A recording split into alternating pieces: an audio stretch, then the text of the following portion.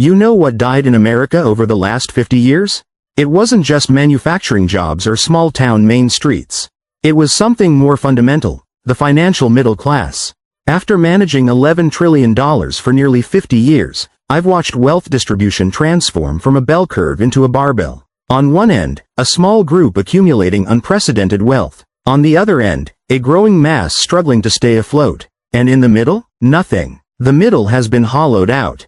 And if you're earning $75,000 or $150,000 or even $250,000 a year and you think you're middle class, you're not. You're on the struggling end of the barbell, you just don't realize it yet. Before we go deeper into this, I need you to do something. If what I'm about to share challenges your understanding of your own financial position, if it makes you uncomfortable about where you actually stand in the wealth distribution, hit that like button and subscribe to the channel. Turn on notifications. Because this conversation is going to reveal uncomfortable truths about American economic reality that most people are working very hard not to see. I'm Larry Fink. I've been managing money since 1976, back when I showed up on Wall Street in an ugly brown suit with long hair and turquoise jewelry, looking absurd but hungry to understand how money and power actually work. Today, I run BlackRock, the world's largest asset management firm. We manage over $11 trillion for institutions, governments, and individuals across every segment of the wealth distribution. And from that vantage point, I've watched something profound happen over the last 5 decades. Something that most people don't fully grasp because they're living inside it, not observing it from a systemic level. The American economy has bifurcated, split, divided into 2 separate and increasingly disconnected systems. One system for people who own significant capital. Another system for people who work for wages. And the gap between these 2 systems has become so large that they might as well be different countries. Let me show you what I mean with some data that should shock you. In 1976, when I started in this business, the top 1% of Americans owned about 23% of total household wealth. The bottom 50% owned about 3%. The middle 49%, the actual middle class, owned about 74% of wealth. That's a bell curve. That's a functioning middle class. Today, the top 1% owns about 32% of wealth. The bottom 50% owns less than 2%. And that middle 49%? They own about 37% of wealth. In 50 years, the middle class's share of wealth has been cut in half. It hasn't just declined. It's been systematically dismantled. But those aggregate numbers don't capture what's really happened. Let me break it down more granularly. If you have a net worth under $500,000, you're in the bottom 60% of American households. You might have a good income. You might live in a nice house. You might drive a nice car. But in terms of actual wealth, in terms of financial security and independence, you're closer to the bottom than you think. If you have a net worth between $500,000 and $2 million, you're in the next 30%. You're doing better than most Americans. But you're not wealthy. You're comfortable, maybe. You're not financially stressed every day. But you're also not in a position where money stops being a constraint on your choices. You still have to work. You still worry about retirement. You're still making trade-offs. If you have a net worth over $2 million, you're in the top 10%. This is where financial security actually begins.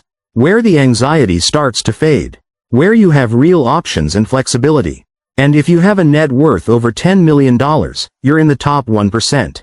This is where wealth becomes generational, where capital compounds faster than you can spend it, where money stops being something you think about constantly and becomes something you deploy strategically. Now, here's what most people misunderstand. They think that because they're earning $100,000 or $150,000 or $200,000 annually, they're middle class or even upper middle class. They look at their income and think they're doing well relative to the median. But income isn't wealth. Income is what you're paid for your labor this year. Wealth is the accumulated capital that generates returns independent of your labor. And the gap between high income and actual wealth has never been larger. I know doctors earning $400,000 a year who have a net worth of $1.5 million at age 50. That sounds like a lot until you realize they've earned $10 million over their career. Where did the other $8.5 million go? Taxes, sure, but mostly consumption. They've been living like they're wealthy because they have high income, but they haven't actually accumulated the wealth that creates financial independence. Meanwhile, I know people who never earned more than $80,000 a year but who have $3 million in net worth at age 65. They understood the difference between income and wealth. They lived below their income, they saved aggressively, they invested consistently, and they let compound returns do the work. One group has high income but is still on the struggling end of the barbell, still dependent on continuing to work, still vulnerable to job loss or industry disruption. The other group has achieved actual financial security through capital accumulation. This is the distinction that's been lost. We've conflated income with class position, but they're increasingly disconnected. High income without wealth accumulation leaves you economically vulnerable despite feeling successful. And that vulnerability is what defines the modern American economic experience for most people who think of themselves as middle class. Let me tell you what happened structurally over the last 50 years to create this bifurcation. First, the returns to capital have dramatically exceeded the returns to labor. If you owned stocks, real estate, businesses, your wealth grew at 8% to 10% annually. If you worked for wages, your real income grew at maybe 1% to 2% annually, if that. Over 50 years, that gap compounds into a chasm. Second, the costs of the markers of middle-class life have exploded. Housing, healthcare, education. These things cost multiples of what they cost 50 years ago relative to wages. So even if you're earning more nominally, you're spending a much higher percentage of income on basics, leaving less for wealth accumulation. Third, the financialization of the economy has concentrated wealth among those who own capital. Companies used to retain earnings and invest in growth, creating jobs and raising wages. Now they buy back stock and pay dividends, enriching shareholders. If you're a shareholder, great. If you're just an employee, you're not participating in that value creation the same way. Fourth, tax policy has systematically favored capital over labor. Capital gains taxed at lower rates than wages. Estate tax thresholds raised. Carried interest loopholes maintained. If you're wealthy, your tax burden has decreased over 50 years. If you're earning wages, it's stayed flat or increased. The result of all these structural forces is the barbell. Capital owners on one end, accumulating wealth at accelerating rates. Wage earners on the other end, struggling to keep up with rising costs despite rising nominal incomes. And the middle, the people who used to own modest amounts of capital, who used to have pensions, who used to be able to work a middle-class job and accumulate middle-class wealth, they've been squeezed out. At BlackRock, we see this in the data constantly. We manage money for both ends of the barbell. For ultra-high net worth individuals with tens or hundreds of millions. And for 401k participants trying to save for retirement. And the gap between these groups isn't just quantitative. It's qualitative. They're living in different economic systems with different rules and different outcomes. The wealthy clients, they're investing in private equity, in infrastructure, in alternative assets that generate 12% to 15% returns. Their wealth compounds faster than they can spend it. They're not worried about retirement or healthcare or their children's education. Those are non-issues. They're thinking about legacy, about generational wealth transfer, about tax optimization. The 401k participants, they're putting away 5% or 10% of their paycheck, investing in mutual funds that might return 8% on average, hoping they save enough to retire. They're constantly worried about whether they're on track. They're making trade-offs between saving for retirement and paying for their kids' college. They're one medical emergency or job loss away from serious financial stress. Same country, same economy, but completely different financial realities.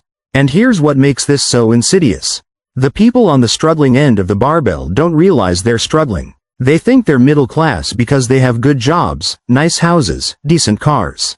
They compare themselves to people who are objectively worse off and feel successful. But they're not building wealth. They're not achieving financial security. They're on a treadmill, earning and spending, making what looks like good money but never accumulating the capital that would give them actual options and independence. I see this pattern constantly. Someone comes to a financial advisor at age 50. They've been earning $150,000 to $200,000 for 20 years.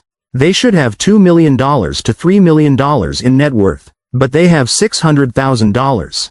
They've been living like they're wealthy. Big house, nice cars, good vacations, private schools. But they haven't been building wealth. And now they're a decade from retirement and panicking because they realize they're not on track. These people, they're not on the wealthy end of the barbell. They're on the struggling end. They just have a higher consumption level.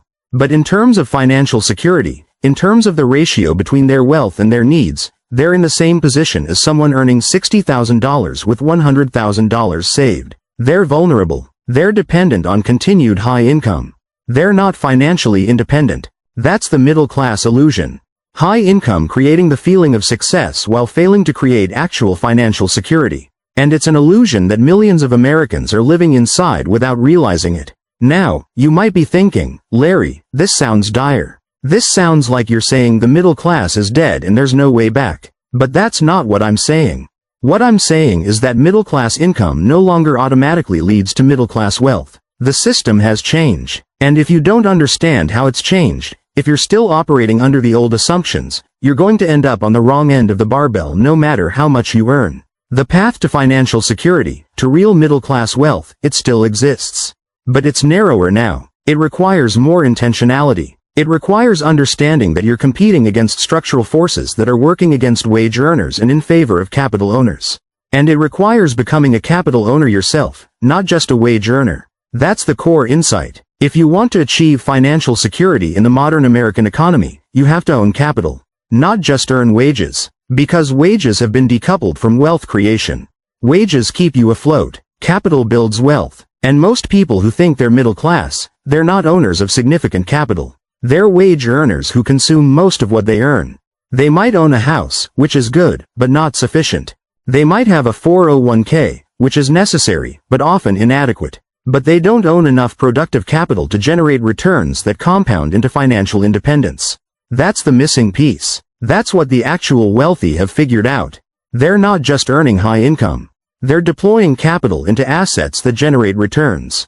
And those returns compound. And eventually, the returns from capital exceed the income from labor. And that's when you cross over from the struggling end of the barbell to the wealthy end. But to get there requires changing how you think about money. Not as something you earn and spend, but as something you accumulate and deploy. Not as a medium of consumption, but as a tool for building independence.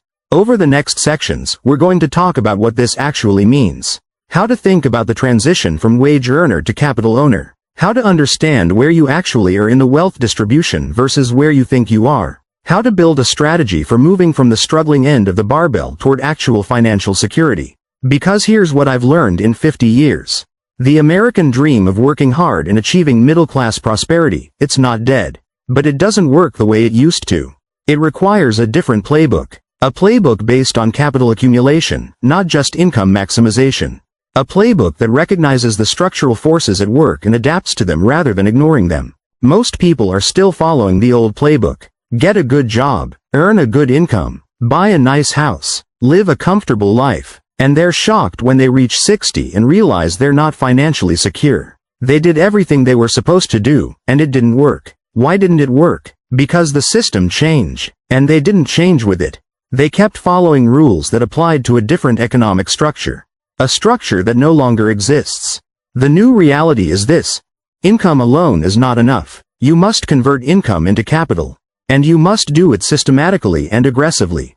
Because if you don't, you're going to spend your entire life feeling like you're doing okay while falling further behind the people who understand how wealth is actually built in the modern economy. That's what we need to talk about. How to understand the new rules. How to play a different game than the one your parents played. How to achieve financial security when the middle has been hollowed out and you're either building real wealth or you're struggling, with very little in between. Let's begin. Let me show you exactly how the transition from wage earner to capital owner works. Because this is the fundamental shift that determines whether you end up on the struggling end of the barbell or whether you build actual financial security. First, you need to understand what capital ownership actually means. It doesn't mean you need to start a business, though that's one path. It doesn't mean you need to become a real estate mogul, though that's another path. What it means fundamentally is this. You own assets that generate returns independent of your labor. When you work for wages, you trade time and effort for money. You stop working, the money stops.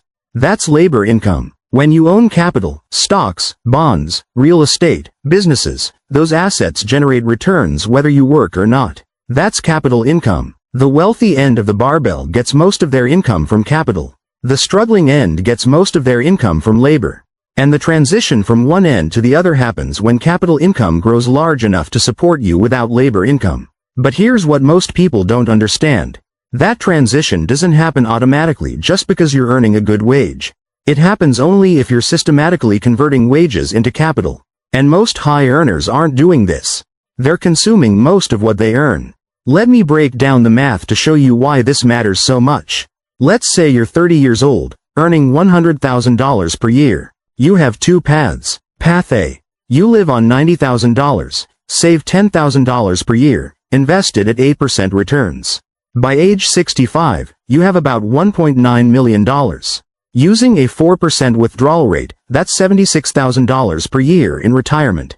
You can maintain roughly your current lifestyle, but you're not wealthy. You've remained on the struggling end of the barbell. Path B. You live on $60,000, save $40,000 per year, invested at 8% returns. By age 65, you have about $7.4 million. That's $296,000 per year at 4% withdrawal. You're wealthy. You've crossed over to the other end of the barbell. Your capital income far exceeds what you need to live comfortably. Same starting income, same time period, same investment returns, but 4 times the wealth because of the savings rate. That's the power of converting wages to capital aggressively rather than marginally. Now, most people hear this and think, I can't live on $60,000 when I'm earning $100,000. That's deprivation. But that's not the right frame. Living on $60,000 when you're earning $100,000 isn't deprivation. It's strategic capital allocation. You're choosing to prioritize future capital income over current consumption. And here's what people miss. Once your capital gets large enough, it starts generating significant income on its own. By age 50 in Path B, you have about $3.6 million. At 8% returns, that's generating $288,000 per year in growth. Your capital is producing almost 3 times your labor income. At that point, you're no longer dependent on your job. You have options. You have security. You've crossed over. In Path A, at age 50, you have about $930,000. That's generating $74,000 per year. Decent, but not transformative. You're still completely dependent on your labor income. One job loss, one industry disruption, one health crisis, and you're in trouble. This is the bifurcation playing out at the individual level. Path B leads to the wealthy end of the barbell. Path A leads to the struggling end, even though both people had identical incomes and identical investment returns. The difference is entirely in the savings rate, in the rate at which wages were converted to capital. At BlackRock, we see this pattern constantly in the data. High earners with low savings rates end up with modest wealth. Moderate earners with high savings rates end up wealthy. It's not about how much you make. It's about how much you keep and deploy into capital. But here's where it gets more complex. The type of capital you own matters. Not all capital is created equal in terms of wealth building potential. Let me give you a hierarchy of capital ownership from least to most wealth generating. Tier 1. Your primary residence. This is capital in the sense that you own an appreciating asset. But it's the least productive form of capital because it doesn't generate income. It might appreciate at 3% to 4% annually, but you can't access that appreciation without selling and moving. And it has costs, property taxes, maintenance, insurance. For wealth building, it's necessary but not sufficient. Tier 2. Retirement accounts invested in public stocks and bonds. This is real capital ownership. You own pieces of businesses that generate profits. Over time, you'll get 8% to 10% returns. This is the foundation of most people's wealth building, and it works. But it's limited by contribution limits, $23,000 per year for 401ks, $7,000 for IRAs. If you want to build wealth faster, you need more. Tier 3. Taxable brokerage accounts invested in stocks and bonds. Same assets as Tier 2, but no contribution limits. You can invest as much as you want. The downside is less tax efficiency. But the upside is unlimited scaling. This is where people who save aggressively can really accelerate wealth building. Tier 4. Alternative investments. Real estate investment trusts, private equity, private credit, infrastructure funds. These have historically generated higher returns than public stocks, 10% to 15% or more. The ultra-wealthy allocate heavily here. And increasingly, these are becoming accessible to non-ultra-wealthy investors, though with higher minimums and less liquidity. Tier 5. Direct business ownership. Starting or buying a business. This has the highest wealth building potential but also the highest risk and the most work. Most people won't do this, and that's okay.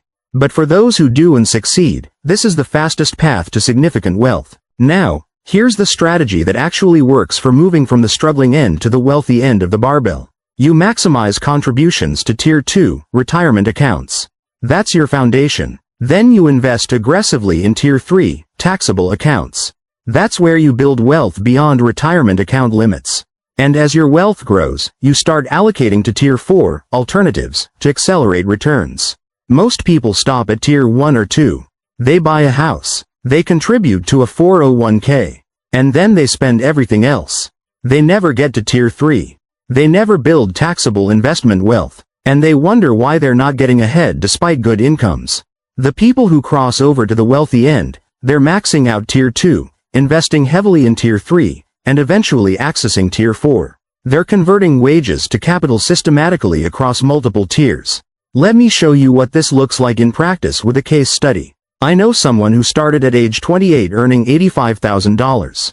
Over 22 years, their income grew to $180,000. Here's what they did. Years 1 to 5. Maxed out 401k, $18,000 per year. Lived on $50,000, invested an additional $17,000 per year in taxable accounts. Total savings rate, 41%. Years 6 to 10. Income now $120,000. Still living on $55,000. Maxed 401k, $22,000. Invested $43,000 in taxable accounts. Savings rate, 54%. Years 11 to 15. Income now $150,000. Living on $65,000. Maxed 401k, $23,000. Invested $62,000 in taxable accounts. Savings rate, 57%. Years 16 to 22. Income now $180,000. Living on $75,000. Maxed 401k, $23,000. Invested $82,000 in taxable accounts. Savings rate, 58%. At age 50, they had $3.2 million in their 401k and $2.8 million in taxable accounts. Total net worth, $6 million. Their capital was generating about $480,000 per year at 8% returns. They'd crossed over. They were financially independent. They could retire if they wanted, or keep working because they enjoyed it, not because they needed to. Compare this to someone with the exact same income trajectory who saved 15% per year, all in their 401k. At age 50, they'd have $1.2 million. They'd still need to work another 15 years. They'd be on the struggling end of the barbell despite identical earnings. Same income, different savings rate, radically different outcomes. Now, I know what some of you are thinking. Living on $50,000 or $60,000 or $75,000 when you're earning much more, that's too restrictive. I have kids. I have a lifestyle. I have social obligations. Let me address this directly. The belief that you need to spend most of what you earn, that belief is what keeps you on the struggling end of the barbell. It's not a fact. It's a choice. A choice that feels mandatory because of social conditioning, peer pressure, and hedonic adaptation. But it's still a choice. The people I know who've crossed over to the wealthy end, they made a different choice. They chose capital accumulation over consumption. They lived well below their means, not miserably, but modestly. They found satisfaction in building wealth rather than signaling success through consumption. And here's what's important. They're not deprived now. They're free. Free from financial stress. Free from dependence on employment.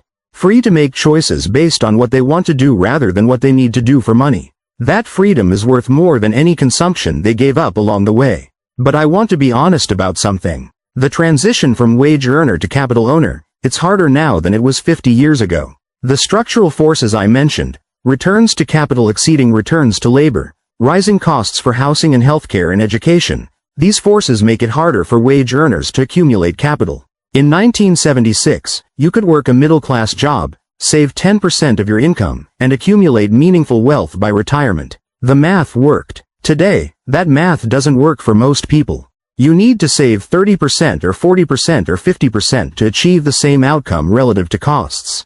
This is why the middle has been hollowed out. The old formula doesn't work anymore.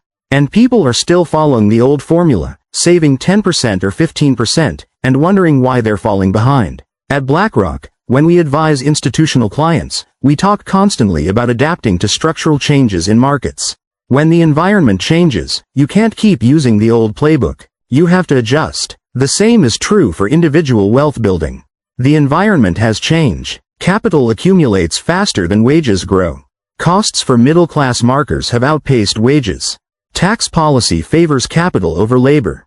If you want to achieve financial security in this environment, you have to save more aggressively than your parents did. You have to convert wages to capital at higher rates. You have to become a capital owner, not just a wage earner. This isn't fair. I'm not saying it's fair. I'm saying it's reality. And you can either acknowledge reality and adapt it, or you can ignore reality and end up on the struggling end of the barbell despite good income. Let me show you one more dimension of this that people miss. The tax system is structured to favor capital owners over wage earners, and this accelerates the bifurcation. If you earn $100,000 in wages, you pay maybe 25% to 30% in federal and state income taxes, plus payroll taxes. Your after-tax take is $65,000 to $70,000. If you have $2 million in capital generating 8% returns, that's $160,000 in capital gains. Long-term capital gains are taxed at 15% to 20% federally for most people. Your after-tax take is $128,000 to $136,000. Do you see the asymmetry? The person with capital makes more money, pays a lower tax rate, and has more after-tax income without working. The person with labor income makes less money, pays a higher tax rate, and has to work full-time to generate it. This tax asymmetry compounds over time. The wage earner is taxed heavily, leaving less to save and convert to capital. The capital owner is taxed lightly, leaving more to reinvest and compound. Every year, the gap widens. I'm not making a political argument about whether this is right or wrong. I'm making an economic observation about how the system works. And if you want to succeed in this system, you need to move from the heavily taxed category, wage earner, to the lightly taxed category, capital owner, as quickly as possible. That means prioritizing capital accumulation over consumption. It means living below your means. It means being willing to make short-term sacrifices for long-term positioning. It means thinking like a capital owner, not like a consumer. At BlackRock, our ultra-high net worth clients, they think this way instinctively. They're not thinking about what they can afford to buy this year. They're thinking about how to deploy capital for maximum long-term returns. They're thinking about tax efficiency. They're thinking about generational wealth transfer. They're thinking like capital allocators, because that's what they are. The people on the struggling end of the barbell, they're thinking like consumers. What car can I afford? What house can I qualify for? What vacation should I take this year? They're thinking in terms of consumption, not capital deployment. And that mindset keeps them struggling. The shift you need to make is psychological as much as financial. You need to stop thinking of money as something to spend and start thinking of it as capital to deploy. You need to stop thinking of yourself as a consumer and start thinking of yourself as a capital allocator. You need to stop thinking about affordability and start thinking about opportunity cost.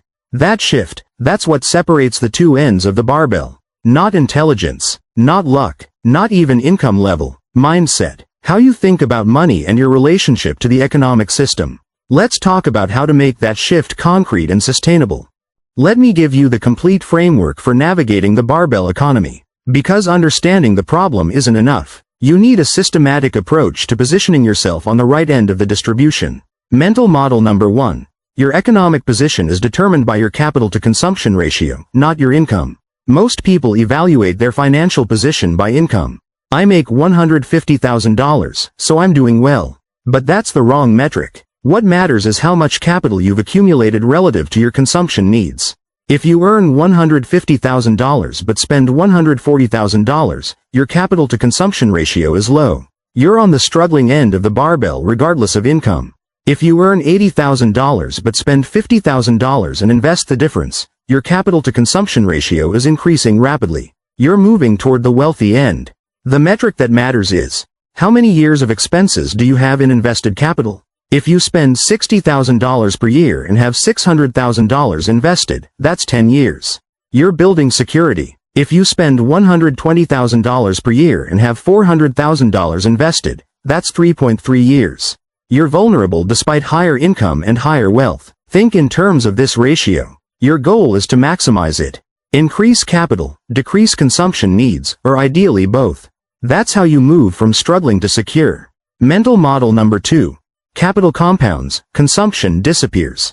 Every dollar you spend on consumption is gone forever. It provided momentary utility, and then it vanished. Every dollar you invest in capital compounds forever. At 8% returns, it doubles every 9 years. In 36 years, it's 16 times larger. This asymmetry is everything. The consumption you give up today is temporary sacrifice. The capital you build compounds into permanent security. Most people overweight the present and underweight the future. They optimize for consumption now at the cost of capital later. That's why they end up on the struggling end. Successful capital builders think in reverse.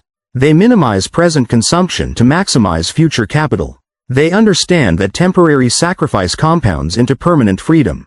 Mental model number 3. In the barbell economy, the middle strategy fails. You must choose an extreme. You cannot be moderately frugal and moderately high spending and expect to achieve financial security. Saving 15% puts you in the vanishing middle. You're not consuming enough to signal success to peers, and you're not saving enough to build real wealth. You get the worst of both worlds. You must choose. Either you prioritize consumption and accept that you'll work until late in life and remain financially vulnerable. Or you prioritize capital accumulation, live well below your means, and achieve financial independence relatively young. There is no comfortable middle ground anymore. The system has eliminated it. This sounds harsh, but it's the economic reality. The returns to capital versus labor, the cost structures of modern life, the tax asymmetries, all of these forces push toward bifurcation. You're either building significant capital or you're struggling. Pick one. Mental model number 4. Lifestyle inflation is the enemy of capital accumulation. As your income grows, the natural tendency is to increase consumption proportionally. You make more, so you spend more. Bigger house, nicer cars, expensive vacations. This is how high earners end up on the struggling end of the barbell. The key to capital accumulation is breaking this pattern. When income increases, consumption should increase modestly or not at all. The income growth should flow almost entirely into capital investment. This is the only way to accelerate your transition from wage earner to capital owner. At BlackRock, we see this pattern clearly in the data. The people who achieve financial independence despite modest starting incomes, they held lifestyle stable while income grew. The people who remain financially stressed despite high incomes, they let lifestyle inflate with every raise. Mental model number 5. The goal is financial independence, not retirement. Most people think about building wealth in terms of retirement. How much do I need to retire at 65? That's the wrong frame. The goal should be financial independence, the point at which your capital income exceeds your consumption needs. Once you achieve this, retirement is optional. You can work because you want to, not because you need to. You can take risks, pursue passion projects, say no to opportunities that don't serve you. That's freedom. That's what capital ownership provides. And critically, financial independence is achievable much younger than traditional retirement age if you prioritize capital accumulation aggressively. Financial independence at 45 or 50 is possible with high savings rates starting in your 20s or 30s. But it requires extreme choices. You can't get there with moderate savings and moderate consumption. You need to be extreme about one or the other.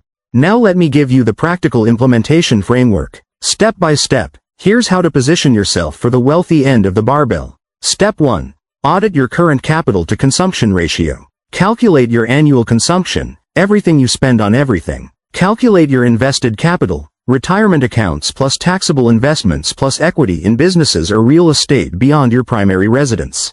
Divide capital by consumption. That's your ratio. If it's under 5, you're vulnerable. If it's 5 to 15, you're building security but not there yet. If it's over 25, you're financially independent or close to it. Know your number. Track it quarterly. Your goal is to increase it every quarter. Step 2. Set an aggressive savings target based on your age and current position. If you're in your 20s or early 30s, target 40% to 60% savings rate. You have decades for compounding. Aggressive savings now creates exponential wealth later. If you're in your late 30s or 40s, target 30% to 50%. You have less time, so you need higher absolute contributions. If you're in your 50s, you need to be even more aggressive, 50% or more if possible. You're in your peak earning years but have limited time until traditional retirement age. These targets sound extreme. They are extreme. That's the point. Moderate savings rates no longer produce financial security in reasonable timeframes. You need extreme savings to counteract the structural forces working against wage earners. Step 3. Engineer your lifestyle to fit your savings target, not the other way around. Most people set their lifestyle first, then save what's left. That's backwards. Set your savings target first, then build a lifestyle that fits what remains. If you earn $120,000 and target 40% savings, that's $48,000 to invest and $72,000 to live on. Build a life that costs $72,000 or less. Housing, transportation, food, everything. It's a constraint. Design within it. This requires conscious choices. Smaller house or apartment, less expensive cars, more modest vacations, fewer consumer purchases. But it's not deprivation. It's strategic resource allocation. You're choosing future capital over present consumption. Step 4. Automate capital accumulation before you see the money. Set up automatic transfers from your paycheck to 401k, to taxable investment accounts, to wherever you're building capital. The money moves before it hits your checking account. You never have the psychological opportunity to spend it. This removes temptation and decision fatigue. You're not using willpower every month to decide whether to save or spend. The decision is already made and automated. You live on what's left. Step 5. Invest accumulated capital in productive assets, not in things that feel like investments but aren't. Productive assets. Stocks, bonds, REITs, index funds, rental real estate that generates positive cash flow, businesses or business equity. These generate returns. These compound. These move you toward financial independence. Non-productive assets. Your primary residence beyond what's necessary for shelter, cars, boats, vacation homes that you don't rent out, collectibles unless you're a serious expert. These might appreciate, but they don't generate cash flow. They're consumption, not capital, regardless of how you justify them. Be ruthless about this distinction. If it's not generating returns or cash flow, it's not capital. It's consumption. Minimize consumption. Maximize capital. Step 6. As capital grows, progressively access higher return asset classes. Start with public stocks and bonds in retirement accounts and taxable accounts. Once you have $100,000 to $250,000, start allocating to alternatives. REITs, private credit funds, infrastructure funds. These require higher minimums but generate higher returns. Once you have $1 million or more, consider private equity or direct real estate investment if you have the expertise. The ultra-wealthy allocate heavily to alternatives because the returns are better. As your capital grows, you should too. Step 7. Measure progress in years to financial independence, not in absolute wealth. Don't focus on, I have $500,000, or, I have $2 million. Focus on, at my current consumption level and investment returns, I'm X years from financial independence. Financial independence is when your capital generates enough income to cover consumption. If you spend $60,000 per year and achieve 4% safe withdrawal rate, you need $1.5 million. If you spend $100,000, you need $2.5 million. The absolute number depends on your consumption, which is why consumption control is so critical. Calculate your number. Track how many years away you are. Watch that number decrease over time. That's progress. That's what matters. Now, I want to address something that I know is making some of you uncomfortable. Everything I've described requires sacrifice. It requires living below your means. It requires not keeping up with peers. It requires being different from what society tells you successful people should be. And I'm not going to sugarcoat it. This is hard, especially in America, where consumption is identity, where what you own signals who you are, where keeping up with peers is a powerful social force. Going against that, living modestly while earning well, it's psychologically difficult. But here's what I've observed over 50 years. The people who make these sacrifices, who prioritize capital over consumption, they don't regret it. Not one of them. Because the freedom that capital provides, the security of knowing you're financially independent, it's worth more than any consumption they gave up. The people who prioritize consumption, who live at or above their means, who follow the social script about how successful people should live, many of them regret it deeply when they reach their 50s or 60s and realize they're not financially secure despite decades of high income. They regret not saving more. They regret not building capital. They regret following the crowd instead of thinking independently. Regret goes in one direction. People regret not accumulating capital. They don't regret accumulating too much. At BlackRock, we work with both ends of the barbell. We see the stress and anxiety on the struggling end. People worried about retirement, worried about healthcare costs, worried about maintaining their lifestyle. And we see the calm confidence on the wealthy end. People who have more capital than they need, who aren't worried about money, who have options and freedom. The difference between these groups isn't intelligence or luck or even starting income in many cases. It's choices. Choices about consumption versus capital. Choices about living below means versus living at means.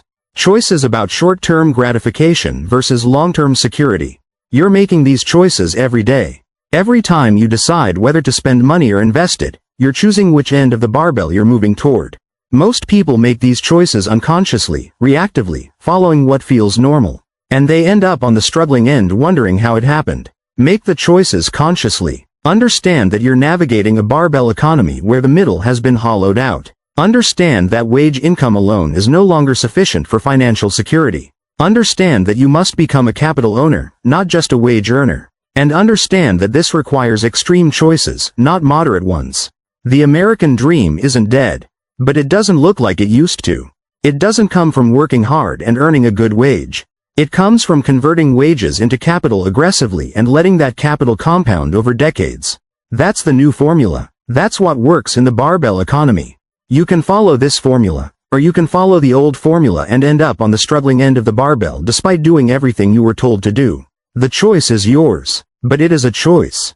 And the consequences of that choice compound over your entire life. If this conversation revealed something about where you actually stand in the wealth distribution, if it changed how you think about income versus capital, if it made you uncomfortable about choices you've been making, share this video. Send it to someone else who's earning good money but not building real wealth. Send it to someone who needs to understand that the system has changed and the old playbook doesn't work anymore. And join this community. Subscribe to the channel. Turn on notifications. Because we're going to keep having these conversations about structural economic forces, about how wealth is really built in the modern economy, about how to navigate systems that are designed to favor capital owners over wage earners. Financial education usually focuses on the mechanics of investing, the tactics of saving. We focus on the structural forces that determine whether those tactics will actually work, whether your efforts will compound into security or just keep you on the treadmill. The barbell economy is real. The hollowing out of the middle is real. The bifurcation between capital owners and wage earners is real.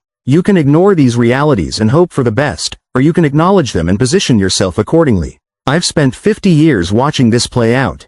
I know which end of the barbell provides security and freedom. I know which end provides stress and vulnerability. And I know that the determining factor isn't income or intelligence or luck. It's choices. Choices about capital versus consumption. Choices about short-term gratification versus long-term positioning. Choices about following the crowd versus thinking independently. Make better choices. Build capital. Move toward the wealthy end of the barbell. Not for the luxury, though that's nice. For the freedom. For the security. For the ability to live life on your terms rather than on the terms dictated by economic necessity. That's what capital ownership provides. That's what this is all about. That's what separates the two ends of the barbell. Now go build capital. Your future self is depending on you.